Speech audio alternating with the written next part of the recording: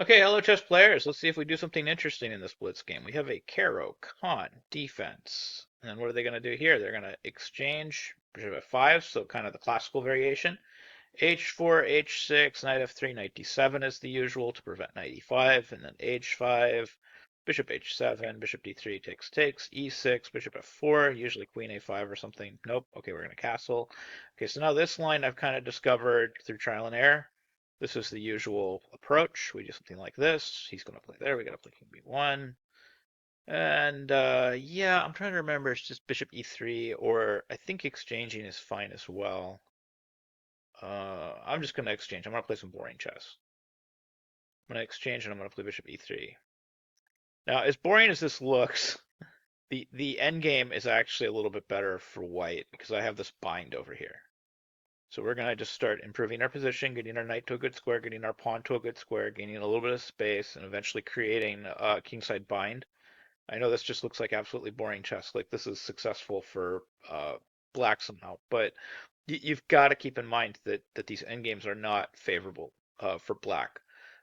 Not in the way everybody thinks. Everybody thinks in the Caro-Kann if you make it to the end game that somehow you're like winning or something. No, not even close. It's actually still a little bit better for white. I have more space. I have a kingside bind.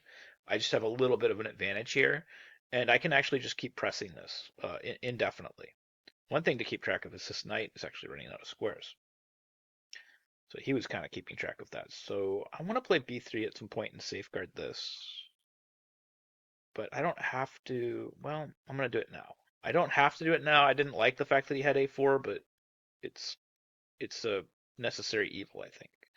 Yeah, so now it's all done. He can't really do anything else with the position. Now, as long as I can meet this with either takes or d5, I'm fine. So I'm going to continue with g4 and get rid of these squares, and then I'm probably going to try to improve my rook, like rook h1, rook e1. So he's going to play c4, b5, and now I got to decide whether I want to play c5 or not. I really do, because it's like extremely disruptive. Like I give up this square pretty much permanently, but it makes it really hard for him to ever activate this bishop. And it's also this is super awkward to deal with. The fact that I have more space and I have all these different threats. So we'll come in here anyway, just because that's a happy square. And then I'm gonna go here, and then this is just gonna keep getting more and more awkward for him.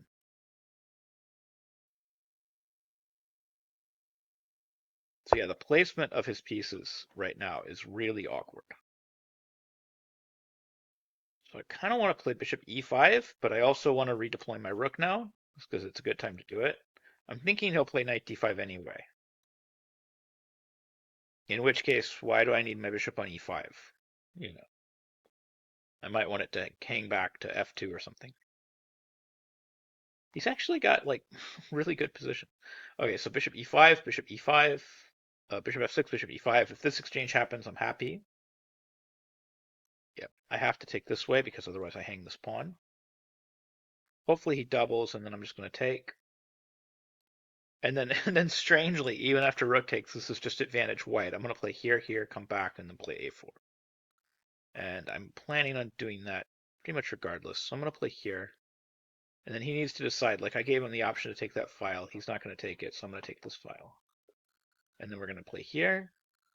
And then life is very awkward for black here. Again, just slowly pressing the position, gaining a little bit of space. He's got this pawn to babysit kind of permanently. Um, Now I gotta decide, am I gonna play like f5, f6, or g5, followed by takes, and then maybe f5 or rook f5. I think g5 is the most clear path. Could be wrong about this. Okay, so let's f5 might have been an error. He can't play like king here or here though. So this is why it's tempting, because I can play f5 and f6, and then like rook e7, and I'm still pressing. And now he's going to have to worry about mate threats, this pawn hanging, and his pawns on the back rank hanging, and he can't effectively get to my f6 pawn. So this might be a really good pressing game, because now I'm threatening here, he can't play here, he can't shuffle his and then mate. Okay, so I don't know how instructive that was, but maybe it was actually really instructive. It just depends how well I played, actually, and how many mistakes I made. So it's saying I made one blunder. I'm curious where that blunder was. It was somewhere around here. Oh no, bishop g3 was a big blunder. Let's see where that mistake happened. Okay, so knight b6, everything is fine. Actually, the c5 is given as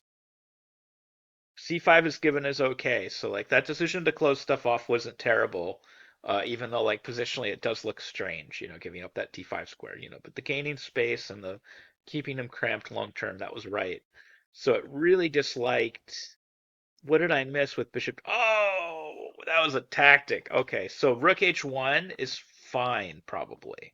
So rook h1 is just it's a chess game. Bishop g3, I fell for bishop takes c5, so I missed this shot. And it's a really good shot. I lose my knight. Oh, that's brutal. Okay.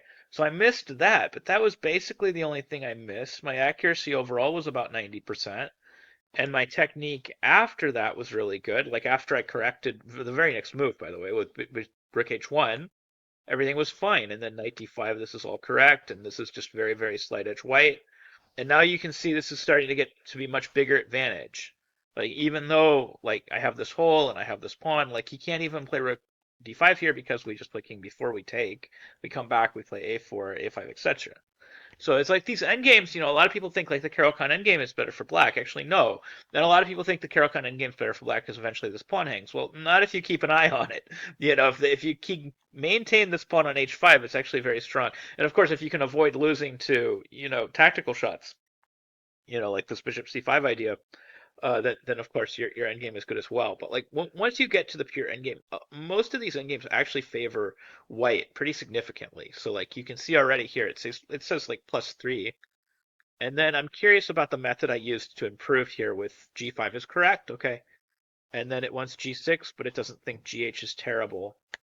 Uh, and then my idea f5, f6 is correct. Okay, good. Yeah, I'm glad I found at least one of the right ideas here. And now it's saying +7 at this point, and then +8, and then yeah. So that's completely so it gives you a good idea how to play the Caro-Kann endgame with white. So in that sense, this video is very, very instructive. And so that's what I hope you take from this. Of course, don't duplicate my blunder, which was pretty awful. This bishop g3 move was pretty bad. I guess the computer liked bishop h4 as best. And yes, because that doesn't hang c5 because the rook is hanging. So bishop h4 works, and also just rook h1 works. I suspect anything that holds on to this rook works. Like I suspect that even rook d3 is perfectly fine. Actually, yeah, it gives plus 0.2 for rook d3. I suspect just like anything that avoids this tactic is going to be solid. So, anyways, I hope you learned something new about chess. I hope you can use these ideas in your own games. Thank you very much for watching.